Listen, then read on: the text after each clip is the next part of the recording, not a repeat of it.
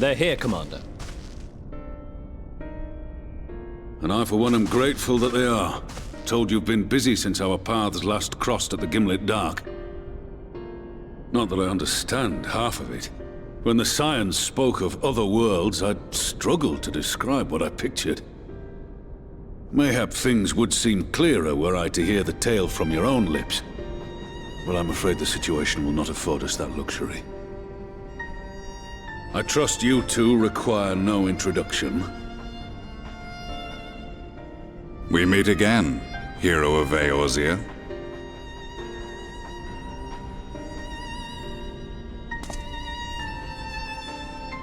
Must we repeat this ridiculous display? I pose no threat to you, though what I come to warn you of very well might.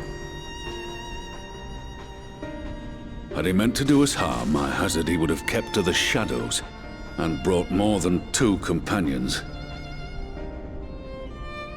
We need not pretend to be the best of friends, but I hope we can put aside our differences for the present.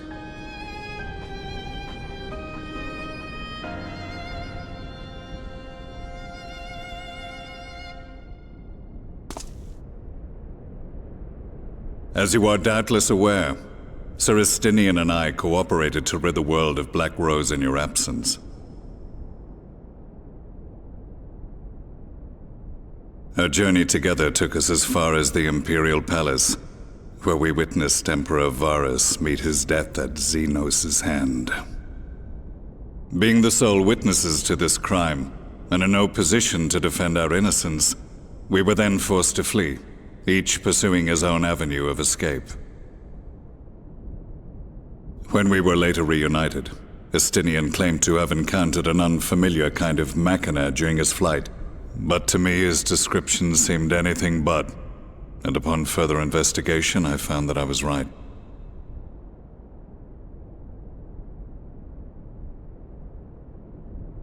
The Empire is developing a new Ultima weapon.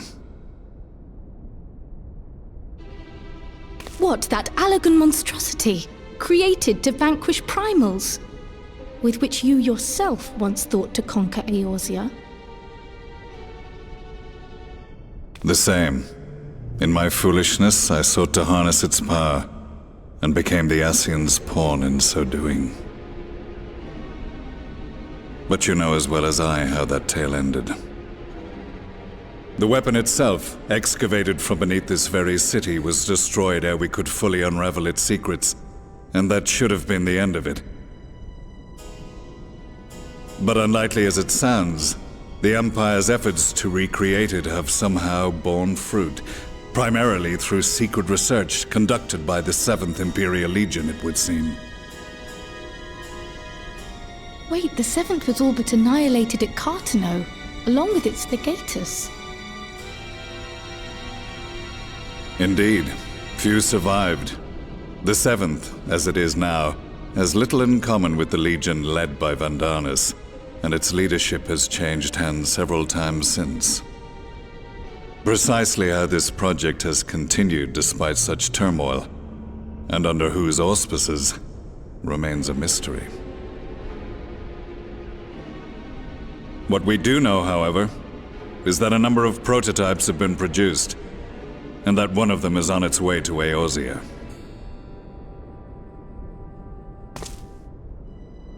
We attempted to stop it, but it was all we could do to slow its progress, so we resolved instead to bring you warning. And right glad are we that you did, though it soundly dashed our hopes that tensions might ease at last. As it is, we've begun to strengthen our presence in the Gimlet Dark, and are assembling a force to meet the coming threat. A force with you in its vanguard, I hope. Before you say anything, I know full well you have pressing concerns of your own. Your comrades remain in peril, and I would not ask you to forsake them. But the fact remains that you, and you alone, have faced the Ultima weapon, and emerged victorious. We need you. And so, when the time comes, if your comrades can spare you, I bid you lend us your strength. I've assigned an officer to await your word.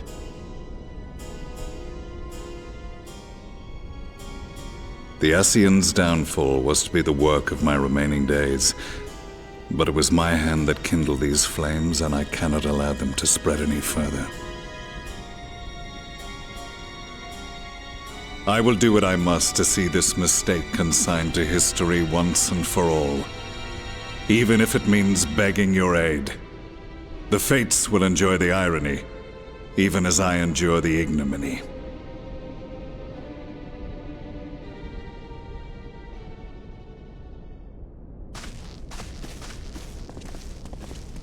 I too shall make for the border and offer my skills, meager though they seem in such company. Mayhap we shall meet there anon.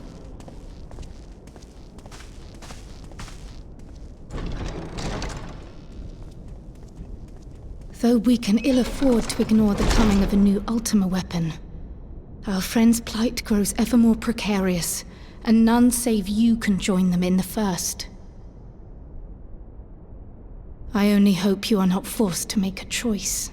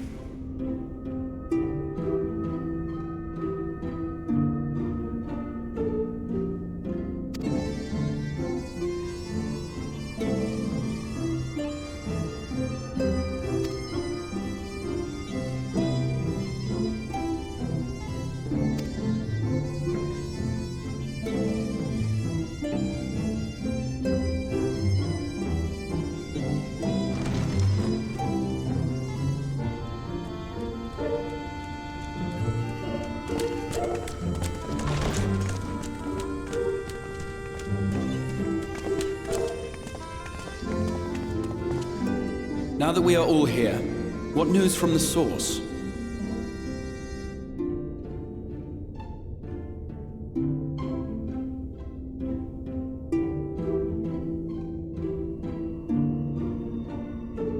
A new Ultima weapon? We must count ourselves lucky that Gaius has pledged his assistance. While this is indeed a worrying development, I think the state of the Empire as a whole greater grounds for concern. With the Emperor slain and Xenos returned, it is impossible to predict how matters will unfold in Garlemald. The Ultima weapon may be but the first of many unpleasant surprises. The situation beareth closer observation, of that there is no doubt, and doth compound our need to return unto the source.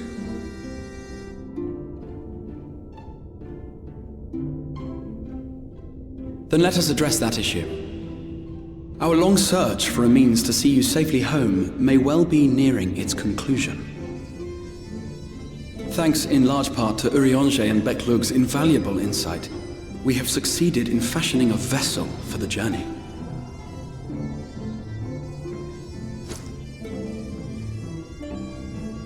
We set out to create a crystalline container retaining the more useful properties of white aurosite, but without its regrettable limitations.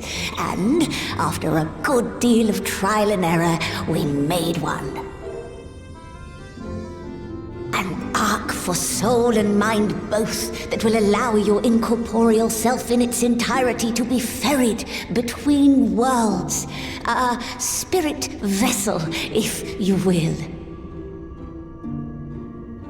However...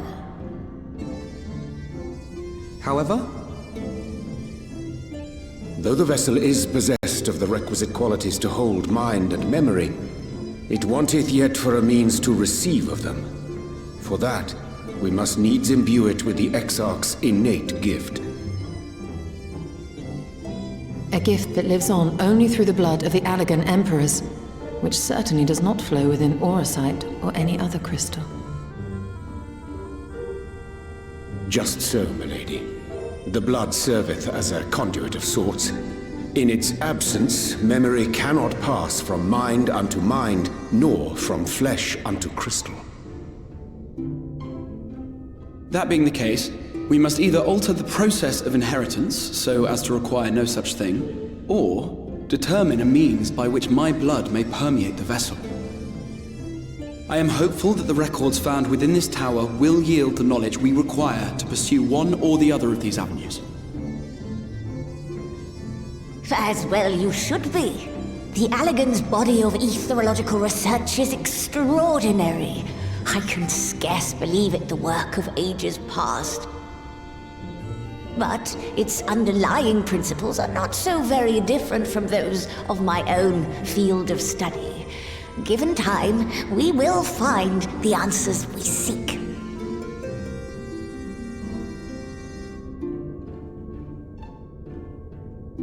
I know that you can ill afford to wait, and it pains me that I must ask you to do so.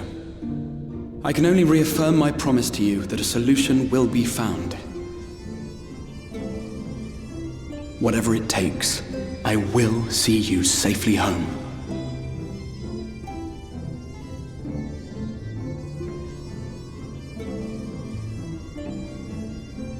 My apologies.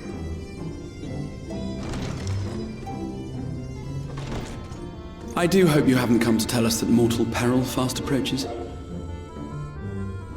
No. I had hoped to speak with the Warrior of Darkness. But there is no need to cut short your meeting on my account. I will be waiting outside.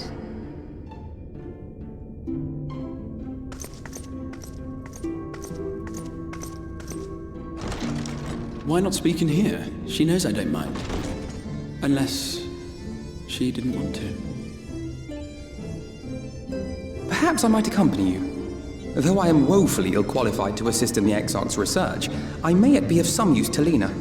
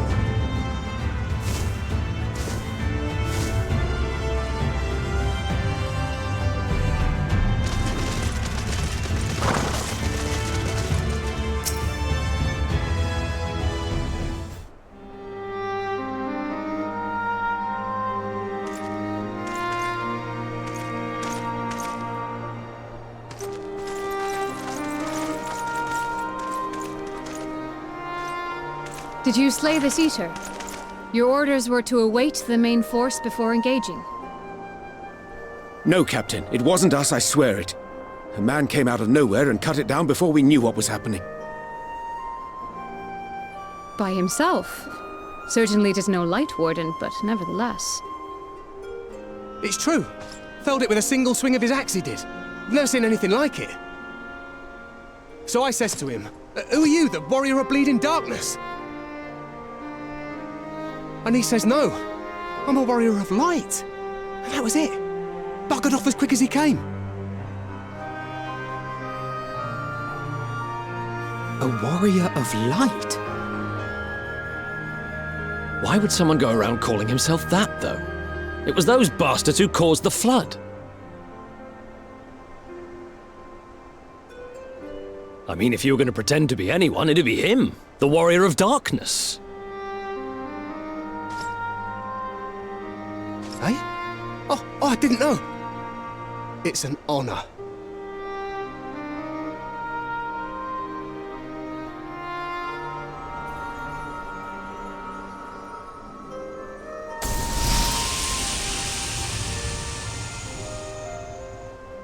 Since the Eater is no longer a threat, our work here is done. Return to your posts.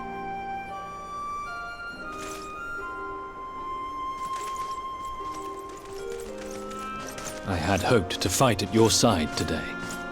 But I'll continue to follow your example, and may we meet again.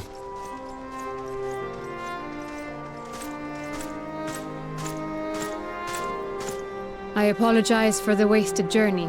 It seems I overestimated the threat.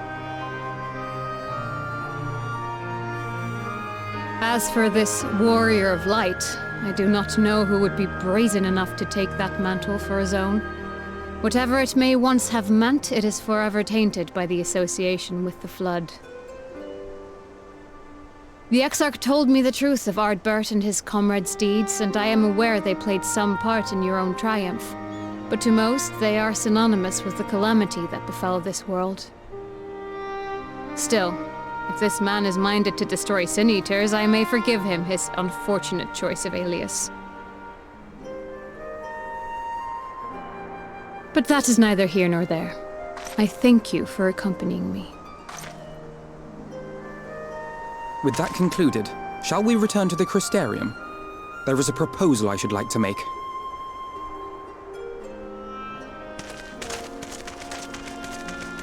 Forgive me. There is one more thing. A personal concern of mine. I had hoped you might have a moment to speak privately. Take your time. I shall go on ahead.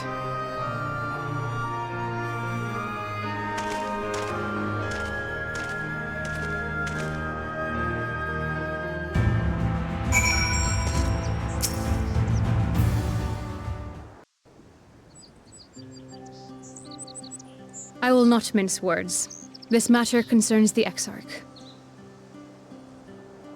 Though his countenance belies his age, his demeanor never has. He has seen more than any man should and grown ever more weary with time. But I see I give the wrong impression. While it is true he attempted to open a letter with a salmon fillet the other evening, we are not here because I suspect his mind is deteriorating. Nor do I believe him to be so maddeningly unconcerned by the prospect of his own death as he once was. Indeed, the opposite is true.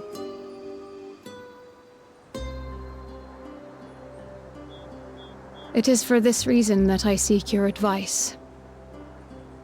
Since he returned from the Tempest, the Exarch is not as he was. He seems a different man. A younger man. I know not the details of his research, but when I saw him at work recently, there was a glint in his eye that I had never seen before. He looked happy.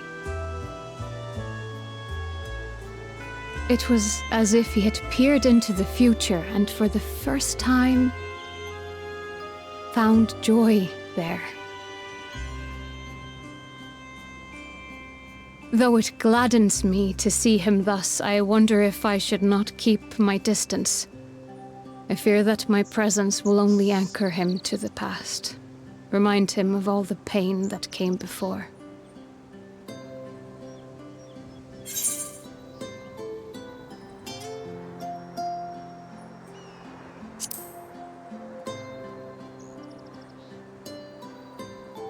Is that so? Then perhaps we might remain as we were. As we have always been. What a relief. In that case, I will have to speak with him about the amount of time he is spending at work.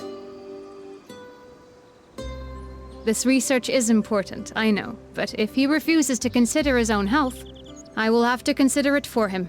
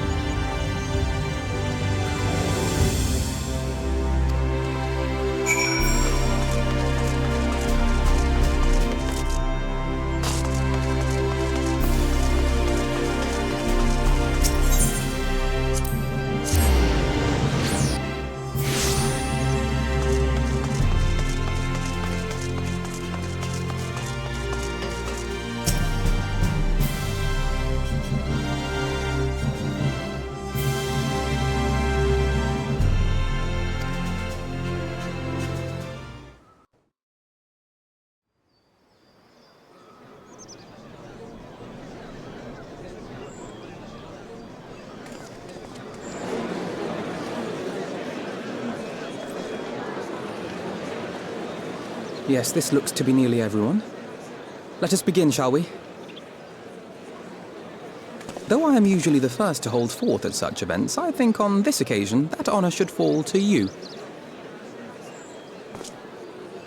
They would be more inclined to take the word of the Warrior of Darkness. Indeed. In light of the subject matter, who better than thee to speak these truths?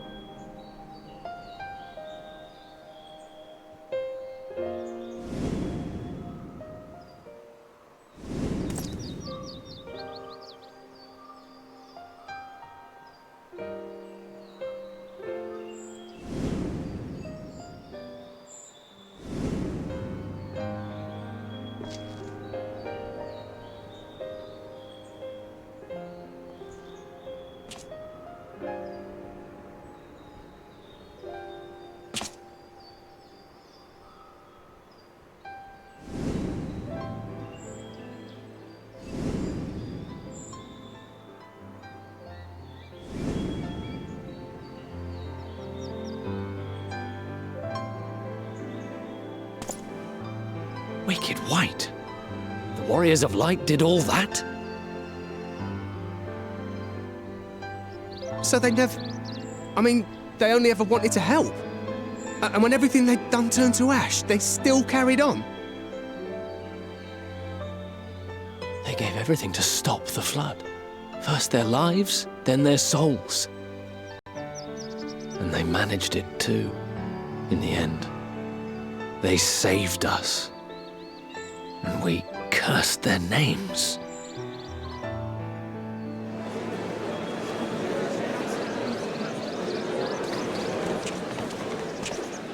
This should go a long way towards clearing the air.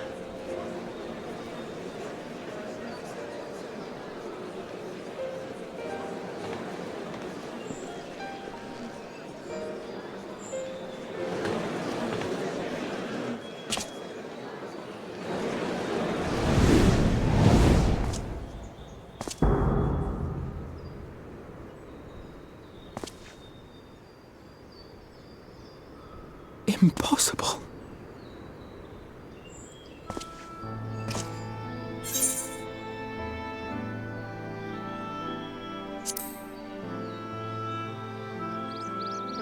I definitely see something.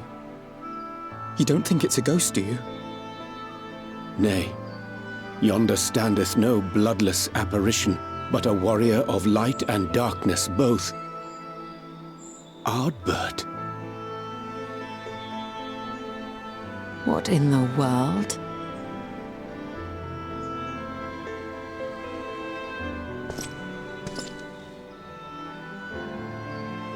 It's you! The one who slew the Eater!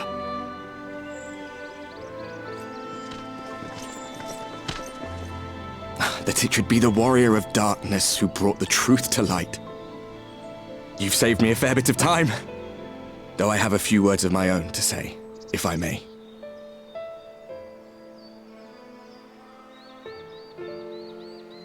People of the Crystarium! I am Ardbert, one of those you know as a Warrior of Light.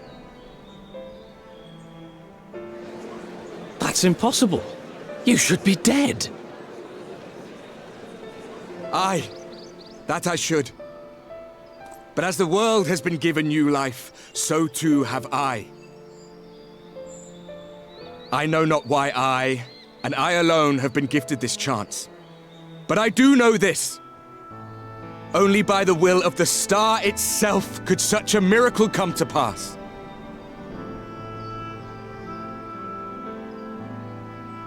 The hero who stands before you now, the Warrior of Darkness, is not of this world. And the day will come when he must return to his home.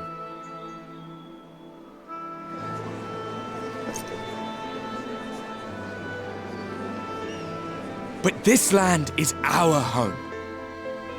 And if it is to remain so, now and forevermore. It is we who must protect it. The time to rely on saviors from afar has passed. It is you who must rise. You who must become the new warriors of light! What? Us? Warriors of light?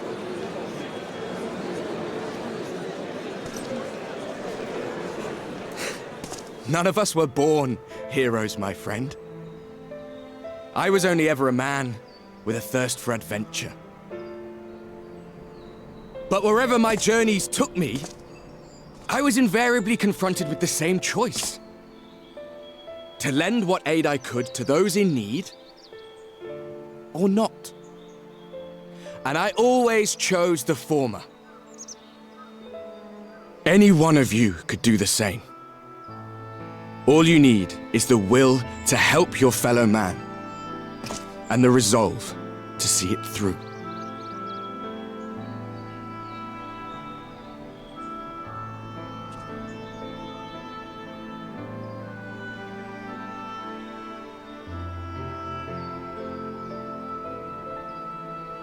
From thine own lips did we learn of Ardbert's fate, and by thy countenance I gather thou art not inclined to recant thy testimony.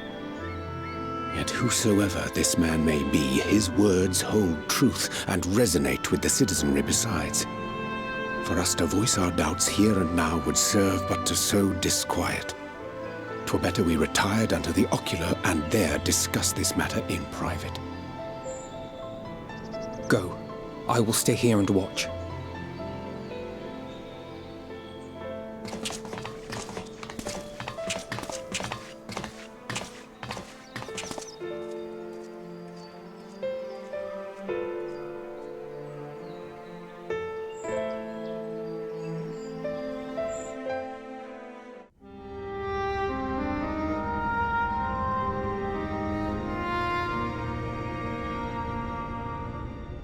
So, that is a warrior of light of the first.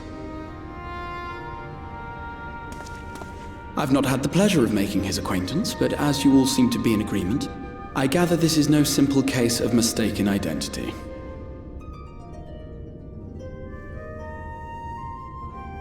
As far as I was able to discern, that was indeed Ardbert. It has been a long time, but not that long. Could he truly have been resurrected as he claims?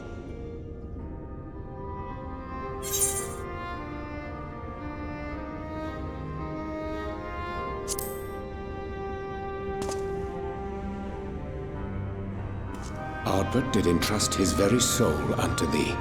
I see no reason to question thy judgment. Nor I. To my eyes, your ether burns as brightly as the day you slew Emmett Selk. That is proof that he is with you still.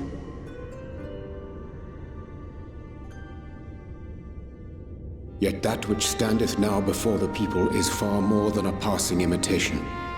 I am reminded of the cardinal virtues, though a sin-eater he is not. Which leaveth but one plausible explanation. That he is an Ascian.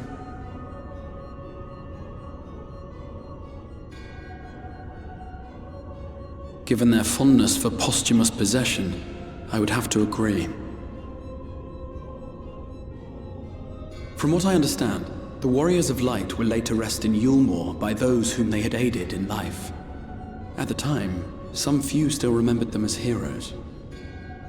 Needless to say, 4 of them were subsequently exhumed to serve as the virtues. And if one knew where to look, Ardbert too would not have been difficult to find.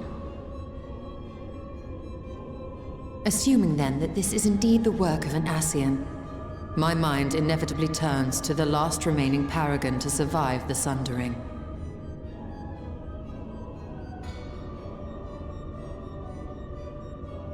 Elidibus.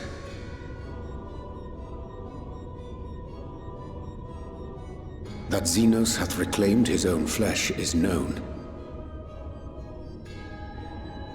Thus evicted from his borrowed form and cognizant no doubt of Emet-Selk's failure here in the First, 'tis quite possible the emissary chose Ardbert for his next vessel. Inhabiting the flesh of the fallen? My, that is unsavory. And they do this often, you say? Verily, for they possess no corporeal forms of their own. In what one may term their natural state, none save those gifted with the echo can perceive them. Indeed, when Elidibus intruded upon the waking sands, his presence did go unmarked by all save Minfilia and the Warrior of Light. On that occasion, I myself remained ignorant of his coming until after his departure. It was only at a later juncture, when he deigned to appear before me in borrowed flesh, that I was finally able to take the measure of him.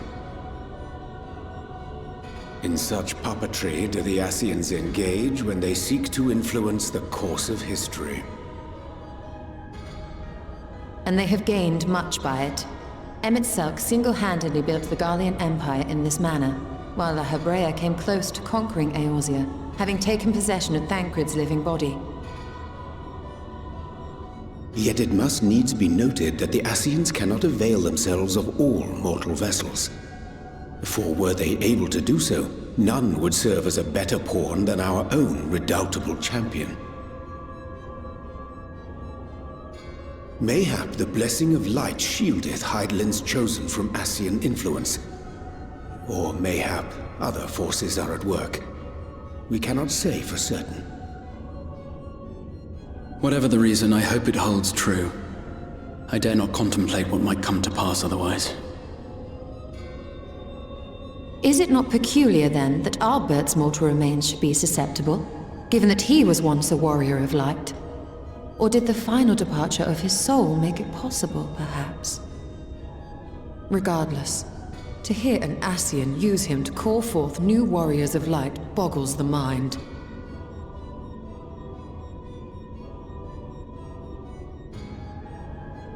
Elidibus hath ever been an enigma, his ostensible purpose being to preserve the balance between light and dark. When he made overtures towards me, however, I was afforded a glimpse behind the mask of the self-appointed emissary. I shall not defend mine actions, undertaken in pursuit of a better understanding of our foe as either wise or prudent. Nevertheless, what little I did glean may now prove useful. Elidibus possesseth a subtle mind, practiced in the art of manipulation. That he coaxed this star's most valiant heroes as far as the source with naught save half-truths is no trifling feat. And now I believe he doth employ his skills once more to some as yet unknown end. Though naught is certain, should my suspicions prove true, we shall have need of all our wits if we are to uncover and thereafter thwart his plot. Agreed. 'Tis plain that simply speaking out against him will not avail us. At best, it would only serve to confuse the people. And I would hesitate to do anything which might tarnish Ardbert's reputation once more, nor yours by association.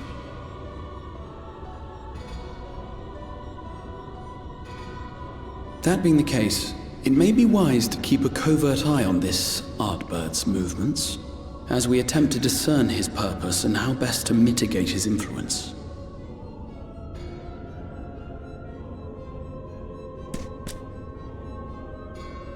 His performance appears to have concluded.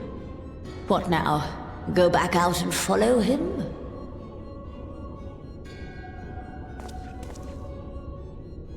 Twould appear Master Alphino already hath pursuit in mind, and I suspect one pair of eyes shall better serve our cause than half a dozen. Let the rest of us maintain an inconspicuous distance, for the present at least.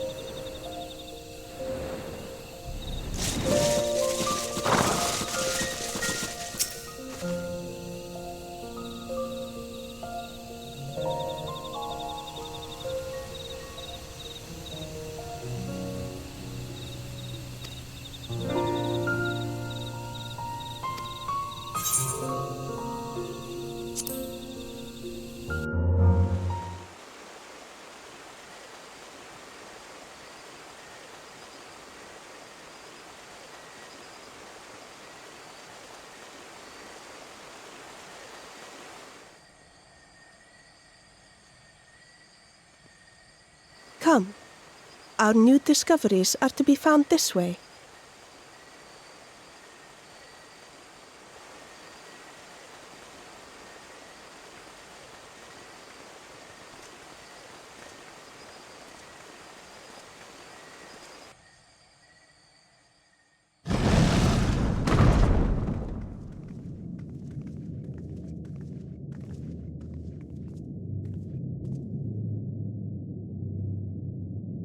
The people of Ronka are known to have venerated animals, but these features do not match those of any indigenous species.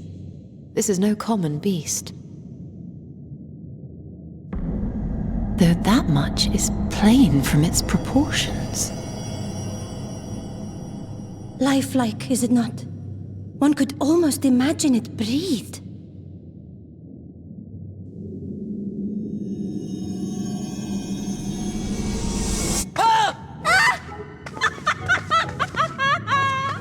Why you... Ugh.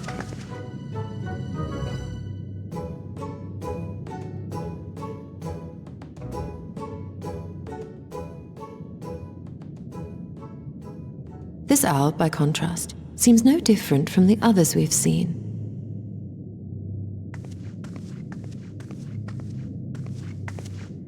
The sealed door lies ahead.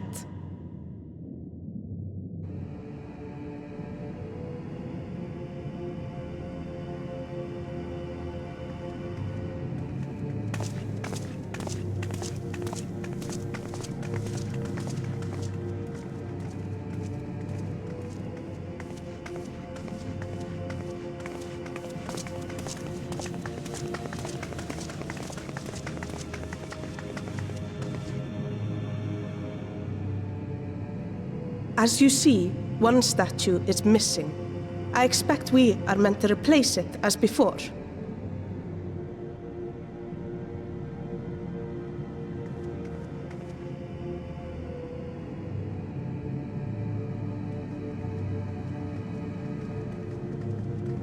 Too simple.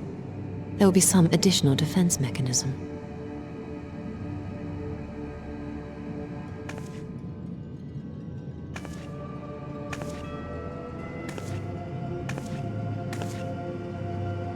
Just a moment. There are words carved into the stone.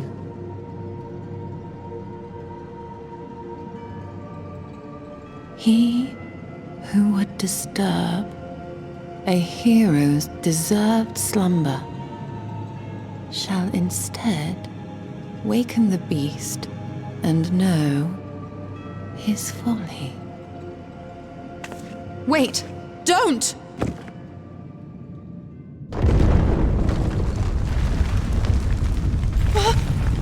What? But I only... What is happening?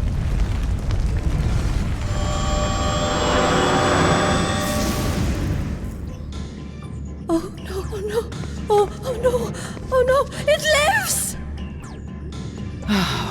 Why am I not surprised? Prepare yourselves.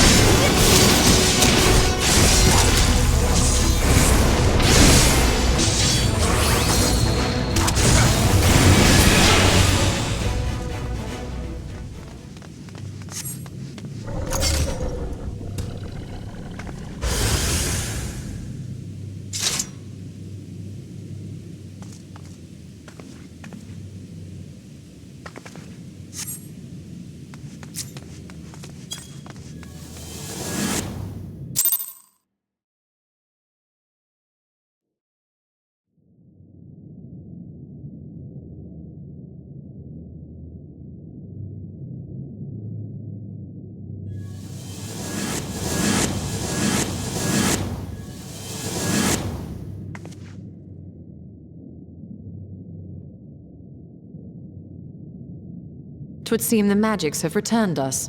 How polite. Now, what have we learned? Ah, we were bound to run into a living statue eventually. And now we can open the door.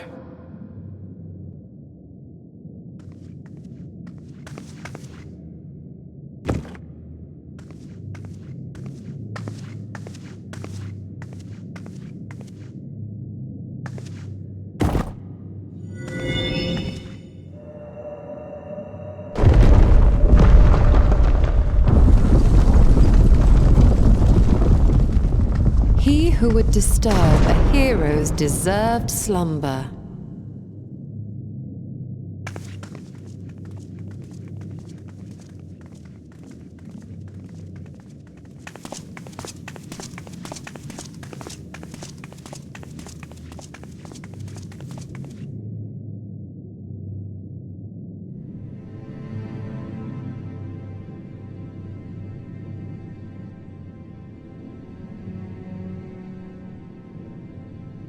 A tomb, just as I thought. Befitting a hero.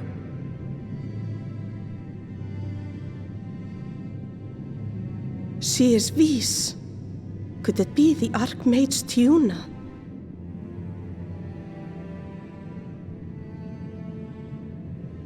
A legendary hero of Ronka, as you surmised.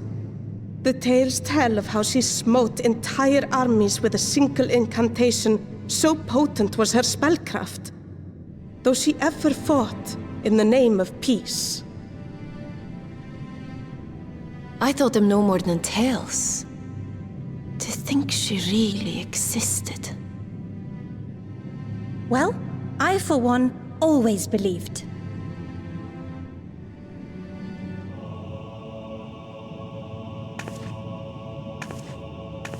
I wonder. By the light of fallen stars, great power awakens. Tiuna was not only a master of spellcraft.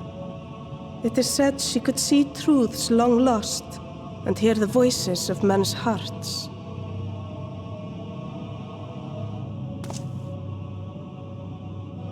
Naught less than the echo. In which case, none of this is mere coincidence.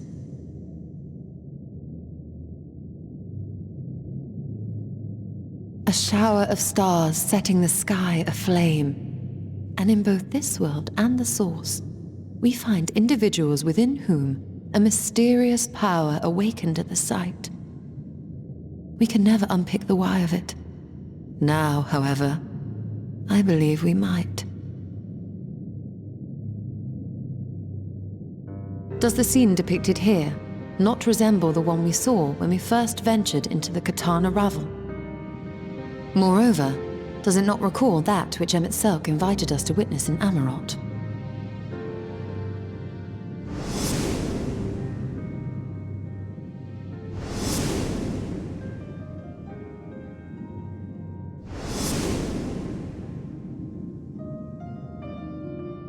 The final days.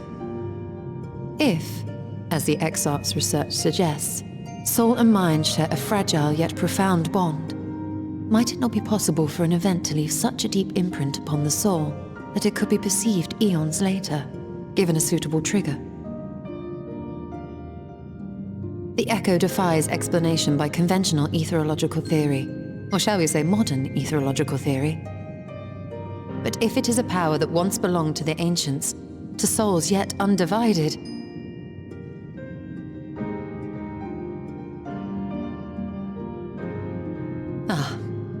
it would seem I have entered the realm of pure speculation, and I call myself a scholar.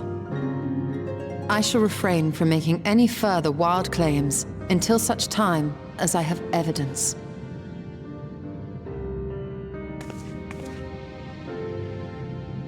Still, I cannot choose but be reminded of our experience in Amarot.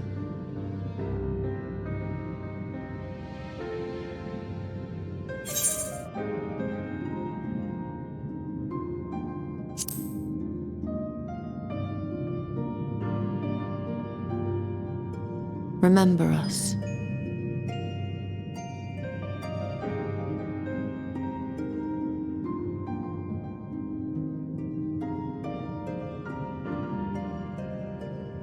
History is learned, not lived. We have always protected the Tales of Ronka, just as we have protected this place. But we are mindful of what our mothers taught us. We see the past through our own eyes and speak of it with our own words. Thus do we come to understand it in our own way. But this is not the same as remembering. Your mothers were wise. Though we witnessed the final days, our impressions could not fail to be colored by our own experiences and expectations. Those who lived through it would have perceived the event quite differently. We must bear in mind that it is no simple matter to keep the truth alive, or it will die with Emmett Selk and his kin.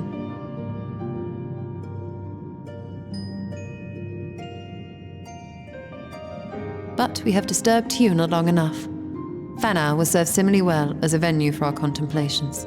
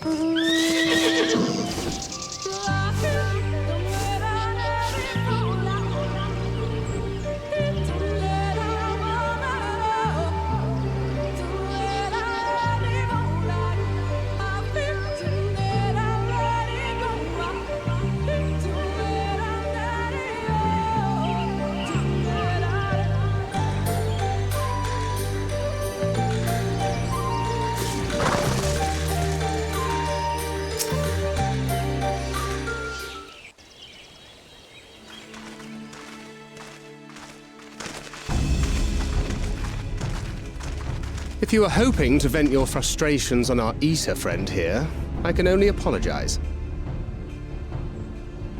Few as they are now, it took us no time at all to track it down.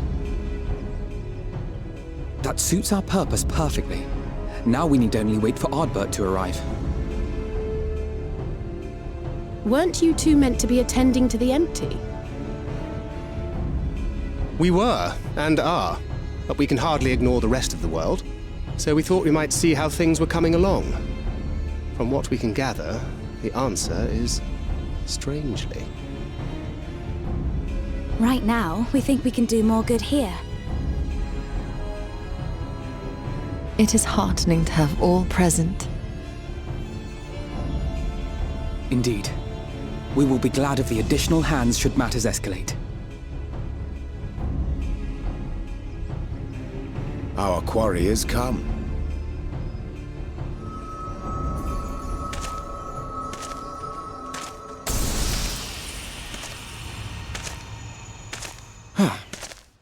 It seems I've lost this particular race.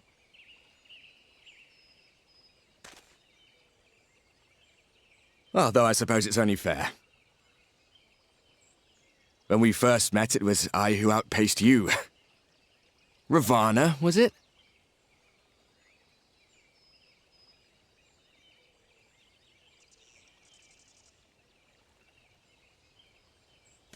But where are my manners? I wouldn't be here were it not for you, and I have yet to say a word of thanks.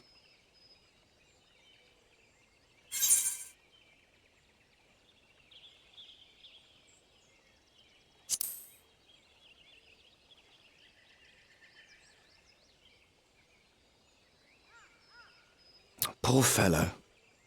He will be sorely missed.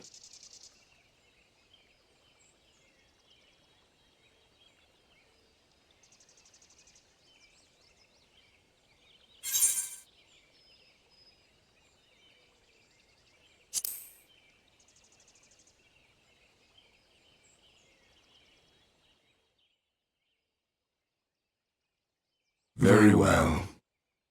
Let us forego this pretense.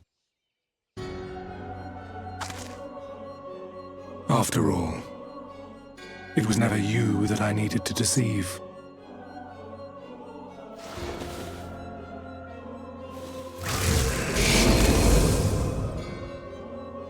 Yes, it is I, Elizabeth. Through your time in Emet-Selk's imitation of our home, I dare say you have gained a better understanding of my role since last we met. Not that it matters.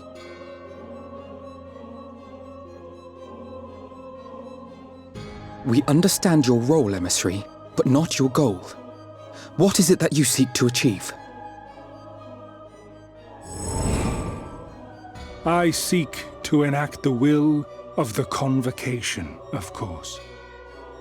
If it helps you to think of me as but another Ascian, no different in nature or purpose from the rest, you are welcome to do so.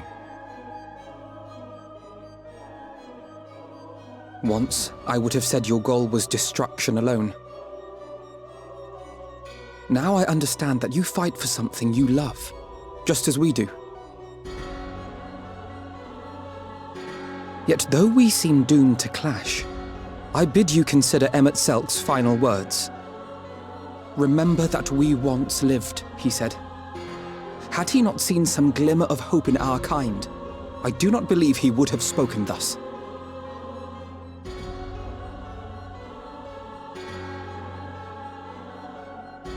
None better understood your plight than he. His words must surely be worthy of your consideration.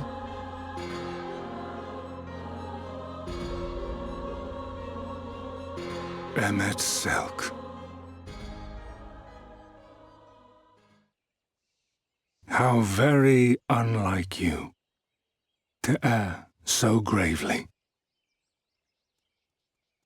That one should stray at the end of so onerous a path is understandable, but I had thought you above such weakness. Mayhap you thought the same. Would that I had been present to offer correction. But I shall do so now, as is my duty, and return all to its proper course. As for you, look at yourselves. Look at your history. Look back 100 short years to how your greatest warriors were undone. And now, at but a word from me, you raise your hands in answer like the puppets you are. Naught has changed. You fail, and you fail, and you learn nothing. Allow that which is most important to slip through your fumbling fingers like so many grains of sand, again and again and again, and you would remember us. You do forget yourselves.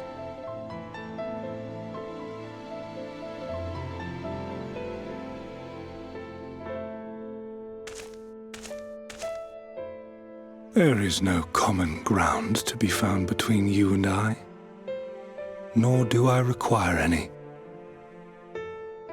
I have my duty. Wait!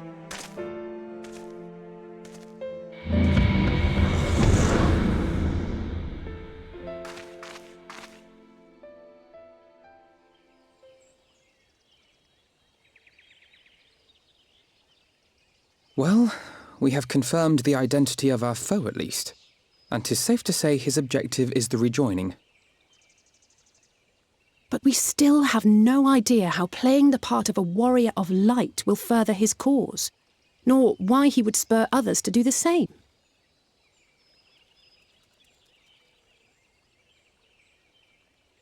Another visit to the Tempest may shed some light upon these mysteries. Whether we are to exchange words or blows with Elidibus at our next meeting, the fact remains, we know too little. Ere our paths cross again, I would learn more of the world that once was, and of Elidibus himself. In this, we would be best served going directly to his home, much as Emmett Selk came to ours. Though I see the wisdom in thy suggestion, the Amarot we visited is but a phantom born of Emmett Selk's memory. I fear it will teach us little that we do not already know. I quite agree. Yet the ruins of the actual city remain unexplored. Given the vastness of the Tempest, I should not be surprised were there more such structures like to those in which the Ondo reside.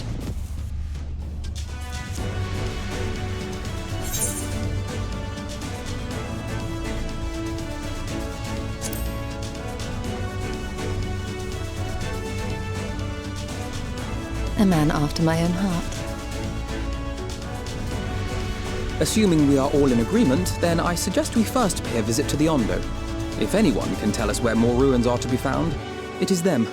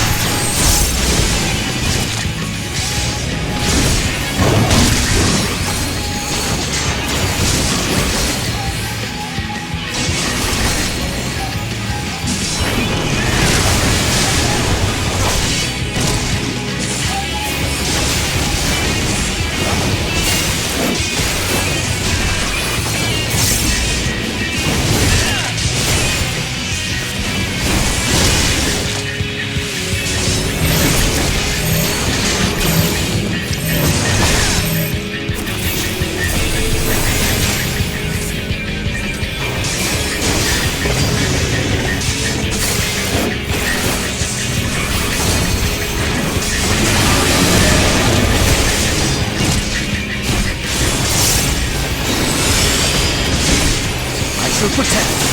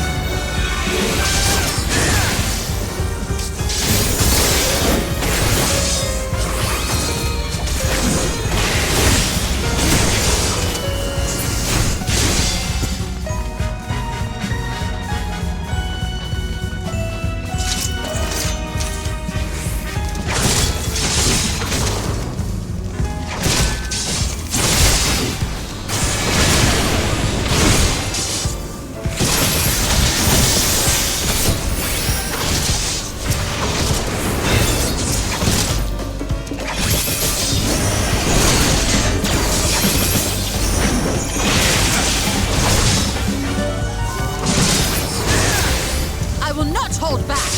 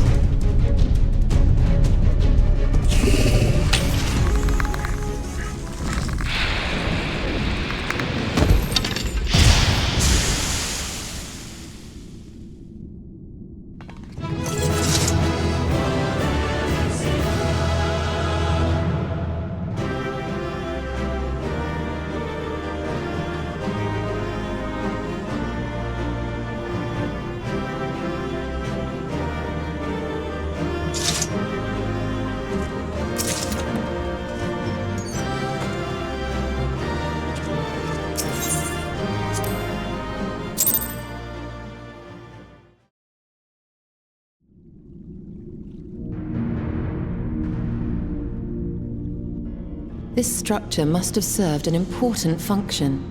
And here are yet more crystals. I too noted the crystal repository on the way. The Benthos seem to employ them in their spellcasting. In such vessels did the ancients preserve concepts, ideal forms to be drawn upon in the act of creation. That so great an abundance should reside here lendeth credence to Ishtola's conclusion. This facility held great significance.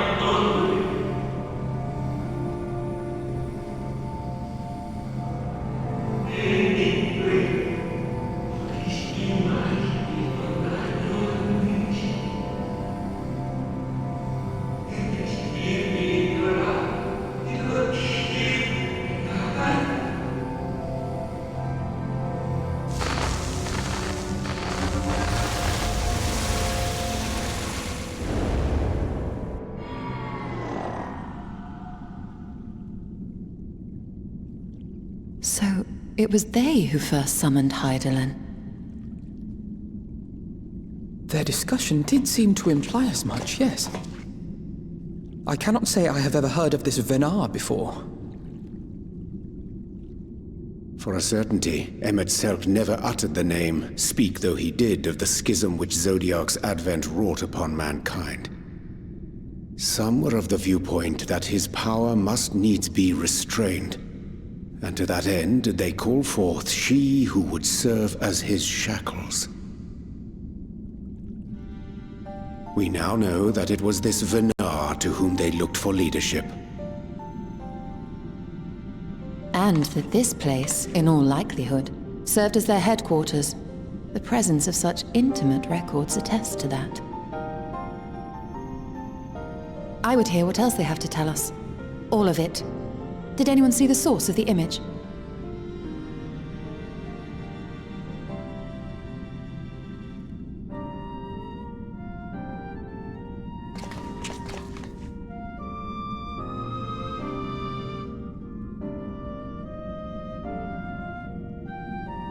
The device there?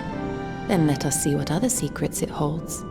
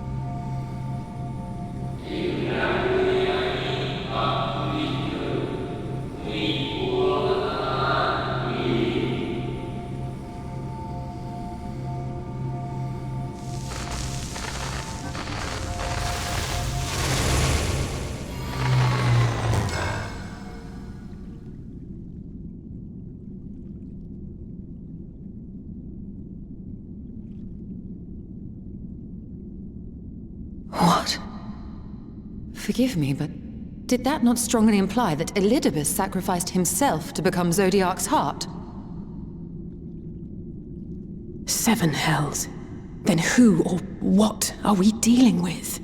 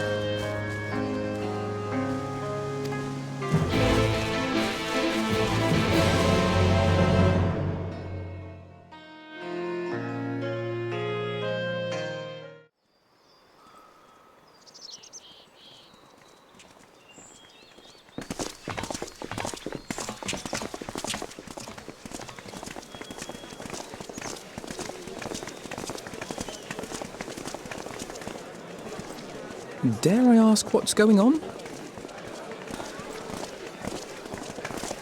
Ah, excellent timing.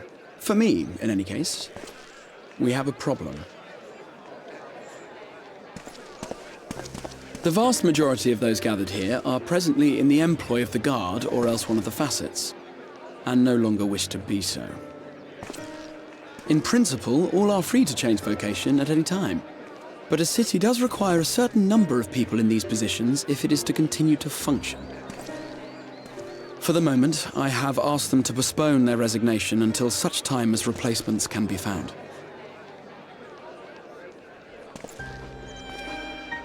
As you may have surmised, we have the Warrior of Light to thank for this.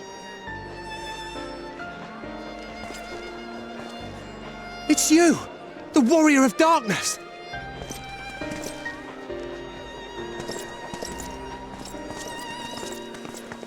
You understand, don't you? Someone's going to have to look after this place once you're gone. We just want to be ready to do our bit when the time comes. And not only here, but everywhere. Which is why we've got to get out there and lend a hand to those in need. That's what you did, isn't it? Even if it was just little things at the start. You helped people.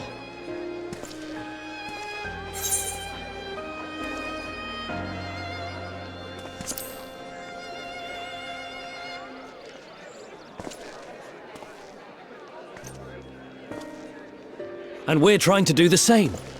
We may have our sky back, but there's no shortage of people who still need help. If we follow in your footsteps, then I choose to believe we too can be heroes one day, even warriors of light.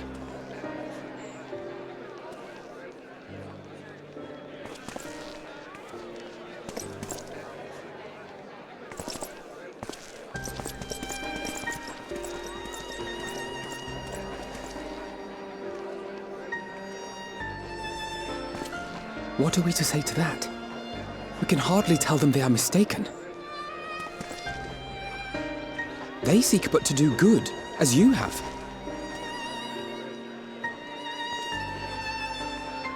But no more can we stand idly by and suffer a paragon's scheme to proceed unchallenged.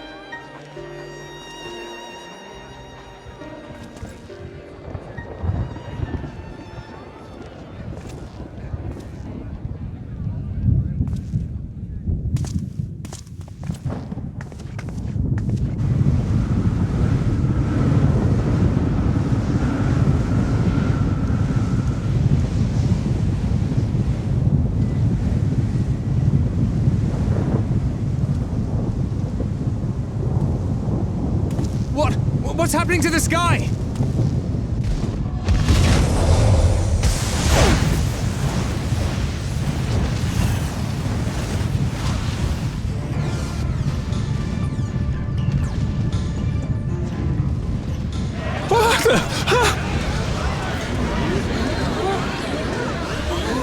Wicked White. Oh no.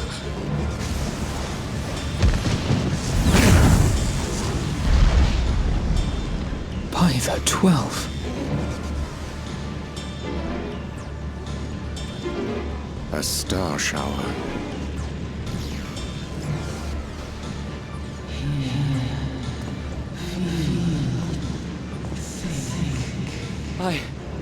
I hear a voice. You and all? And why does it feel like it's inside my head? Hear? Feel? Think? I hear it. Me too. Did I not tell you, my friends? You are warriors of light!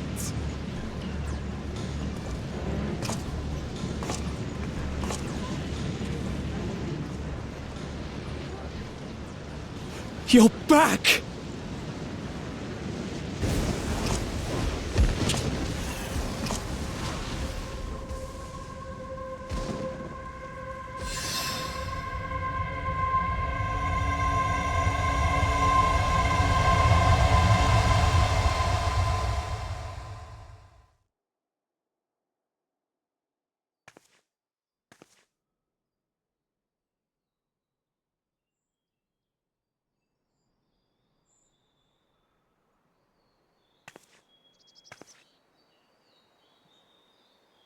What you hear is the voice of light itself, and it has blessed you with its power. Welcome to the fold! I'm a warrior of light. I've been chosen? Can it be? Me, a hero?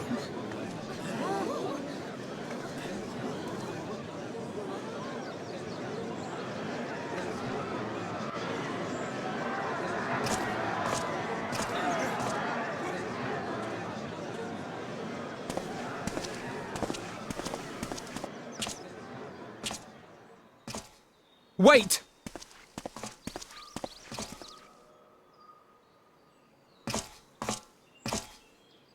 The falling stars, were they your doing? And why do you need warriors of light? What, am I to reveal my plans simply because you asked? Nay, I think not. Though the stars, I acknowledge mine. A convenient illusion, apt to awaken what little is left of the power that once resided in your sundered souls.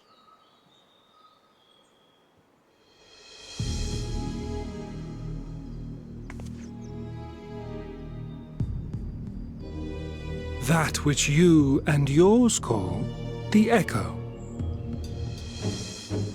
And an echo it is, of a symphony, but a fraction of what men in their completeness once possessed. Even those among you who tower over others in the gift have only the faintest trace of it. But though sundered and forgotten through death and mocking rebirth, it has persisted. A whisper of our past, burned into your very ether, along with the sight of our end. Through the rekindling of memory, I have awoken the ability, just as Hydaelyn is wont to do when she has need of new minions.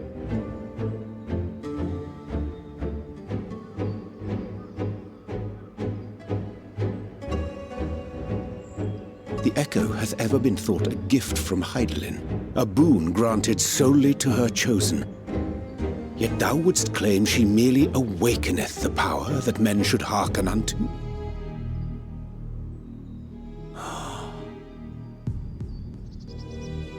Her voice.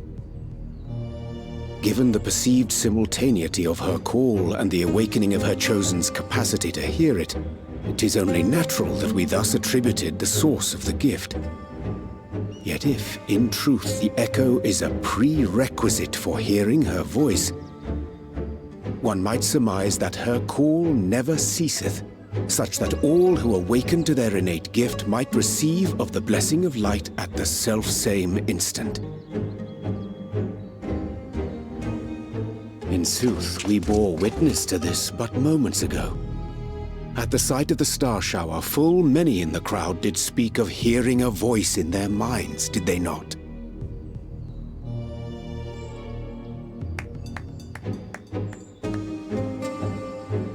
Just so.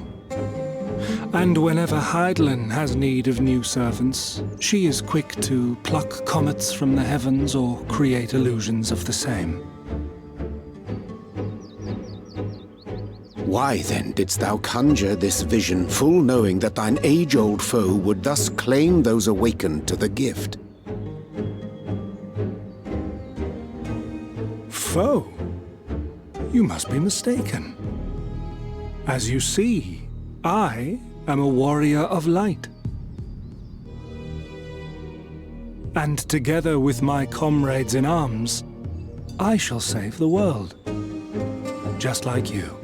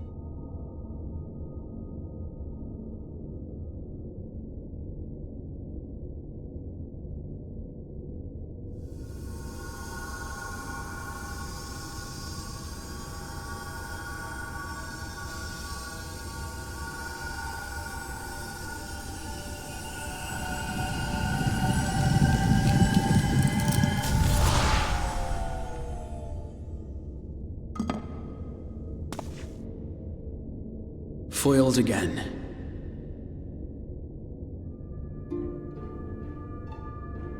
If I cannot imbue the infernal thing with my power via magical means, we may need to devise a way to infuse the vessel with my blood after all.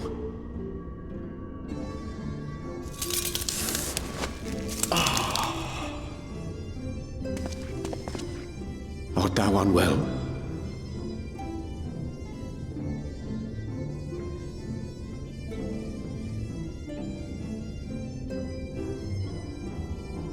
Or perhaps a brief respite? It wouldn't do to overtax yourself.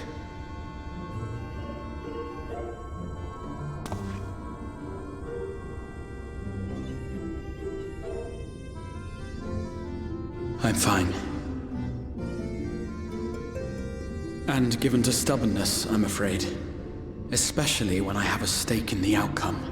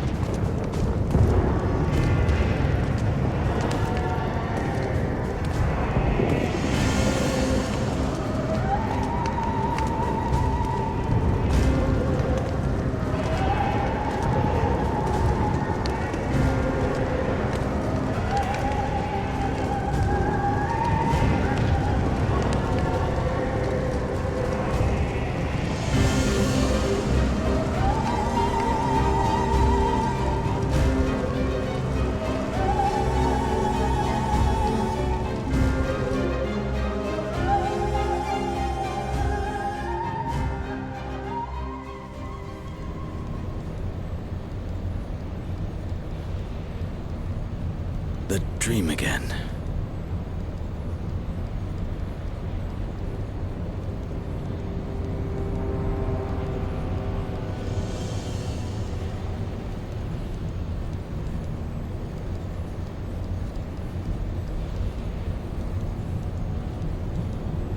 A recurring dream. They do so fascinate me. Might I trouble you for the details?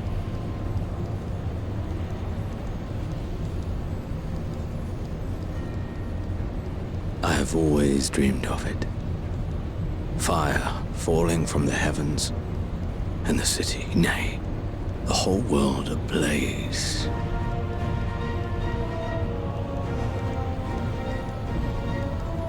Indeed.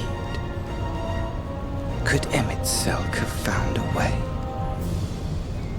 Precious few possess memories of the final days.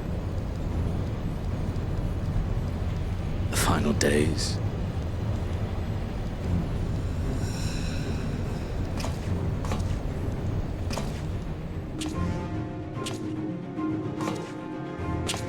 Why, yes. Admittedly, my knowledge is mostly second-hand, but if you are interested, I will gladly tell you the tale.